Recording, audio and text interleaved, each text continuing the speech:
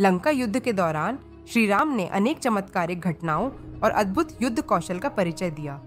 उनकी सेना में भी वीरों की कोई कमी नहीं थी और उनकी चालाकी, धैर्य और रणनीति ने रावण की अधार्मिक सेना को बार बार पराजित किया। लेकिन लंका युद्ध के एक गुप्त और कम झात प्रसंग में जब राक्षसों की एक राक्षसी सेना ने रात के अंधकार का लाभ उठाकर छुपकर राम की सेना पर आक्रमण करने की योजना बनाई, तब श्री राम ने अपनी शक्ति का ऐसा परिचय दिया जिसने न केवल राक्षसी सेना को पराजित किया बल्कि धर्म और आध्यात्मिक शक्ति की महत्ता को भी दर्शाया। यह घटना उस समय की है जब युद्ध की थकान दोनों पक्षों को घेर चुकी थी। दिन भर के कड़े संघर्ष के बाद जैसे ही रात का अंधकार लंका पर छाया, रावण ने अपने शक्तिशाली राक्षसों में से एक विशेष राक्षसी सेना को आदेश दिया कि वे छुपकर राम की सेना पर अचानक हमला करें। राक्षसों का विश्वास था कि रात के अंधेरे में राम की सेना असावधान होगी और वे बिना लड़ाई के ही जीत जाएंगे। इस योजना में वे पूरी तरह सफल हो सकते थे यदि श्री राम की सूक्ष्म दृष्टि और दिव्य शक्ति न होती। राम की सेना के सैनिक थके हुए थे, कुछ विश्राम कर रहे थे और वे रात के इस छुपे हुए खतरे से अनजान थे। तभी अचानक वहां एक हलचल मची और अंधकार में छिपी हुई राक्षसी सेना आक्रमण के लिए आगे बढ़ी। लेकिन श्री राम ने पूरी स्थिति भांप ली। उन्होंने कोई भी अस्त्र नहीं चलाया, न ही तलवार उठाई, बल्कि उन्होंने अपनी सेना के ध्वज को उठाया, वह ध्वज जिस पर बड़े अक्षरों में राम लिखा था। यह ध्वज केवल एक प्रतीक नहीं था, बल्कि उसकी छवि और नाम में परम आध्यात्मिक शक्ति निहित थी। जैसे ही श्री राम ने वह ध्वज आकाश में ऊंचा किया, चारों दिशाओं से दिव्य प्रकाश फैलने लगा। वह प्रकाश इतना तेज और पवित्र था कि अंधकार छंटने लगा। राक्षसी सेना जो अपनी दृष्टि पर निर्भर थी, वह दिव्य प्रकाश देखकर अंधेरे में भटकने लगी। वे अपनी ही छाया से भयभीत हो उठी और भ्रमित होकर लड़ने की बजाय भागने लगीं। उनके लिए यह अनुभव एक प्रकार का आध्यात्मिक आघात था, एक ऐसी शक्ति का सामना जो न तो तलवार थी न तीर, बल्कि नाम और विश्वास की शक्ति थी। राम के ध्वज का प्रकाश, जिसमें राम नाम अंकित था, राक्षसी सेना के लिए एक दिव्य अस्त्र के समान था।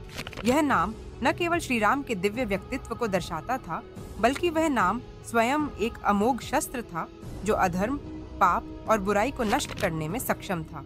इस घटना के बाद श्री राम के छोटे भाई और उनके एक करीबी सहयोगी विभीषण ने बताया कि राम नाम ही सबसे बड़ा शस्त्र है।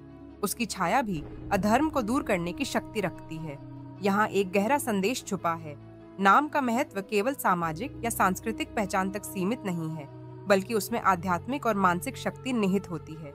राम का नाम एक संकल्प, विश्वास और धर्म की पूर्णता का प्रतीक है। जब कोई व्यक्ति या सेना उस नाम के साथ खड़ी होती है, तो वह अधर्म, अंधकार और बुराई को हराने में सक्षम हो जाती है। इस प्रसंग से यह भी स्पष्ट होता है कि श्री राम की शक्ति केवल शारीरिक और अस्त्र शस्त्रों में सीमित नहीं थी। उनकी सबसे बड़ी शक्ति उनका आत्मबल, उनका धर्म और उनका नाम था। जब युद्ध के दौरान उन्होंने ध्वज को लहराया, तो वह केवल एक सैन्य संकेत नहीं था, बल्कि वह एक आध्यात्मिक उद्घोष था, धर्म विजयी होगा। यह घटना रामायण की उस महान शिक्षा की याद दिलाती है जिसमें बताया गया है कि सच्चा वीर वही है जो अपने विश्वास, अपने धर्म और अपने नाम की शक्ति में अडिग रहता है। रावण के अधार्मिक और क्रूर बल के सामने राम का नाम और ध्वज ऐसा अमोघ अस्त्र साबित हुआ जो बिना किसी हिंसा के विजय सुनिश्चित कर गया। राम के ध्वज की इस विजय से हम यह भी सीखते हैं कि कभी-कभी शक्ति का प्रदर्शन हथियारों के बजाय विश्वास और आध्यात्मिक ऊर्जा से होता है। यह सिद्ध करता है कि धर्म की राह पर चलते हुए यदि व्यक्ति अपने नाम और संकल्प से दृढ़ रहता है, तो कोई भी बुराई उसकी राह में टिक नहीं सकती। इस घटना के बाद राम की सेना का मनोबल और भी प्रबल हो गया। वे जानते थे कि उनका नायक केवल एक महान योद्धा नहीं है, बल्कि एक दिव्य शक्ति का स्वरूप है, जिसका नाम और ध्वज सभी बाधाओं को नष्ट कर सकता है। यह विश्वास उन्हें कठिन युद्धों में भी जीत दिलाता रहा। संक्षेप में, राम के ध्वज से हारी थी राक्षसी सेना न केवल एक युद्ध की कथा है, बल्कि एक गहरा आध्यात्मिक संदेश भी है। यह हमें याद दिलाता है कि बुराई को पराजित करने के लिए केवल तलवार और तीर ही नहीं, बल्कि धर्म, विश्वास और नाम की शक्ति भी आवश्यक है। श्री राम ने यह साबित किया कि उनका नाम स्वयं एक अमर अस्त्र है जो कभी हार नहीं मानता।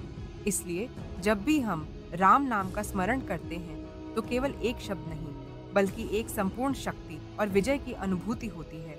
यही नाम हमें जीवन की कठिनाइयों से लड़ने, अधर्म के विरुद्ध खड़े होने और अंततः सत्य और धर्म की विजय सुनिश्चित करने की प्रेरणा देता है।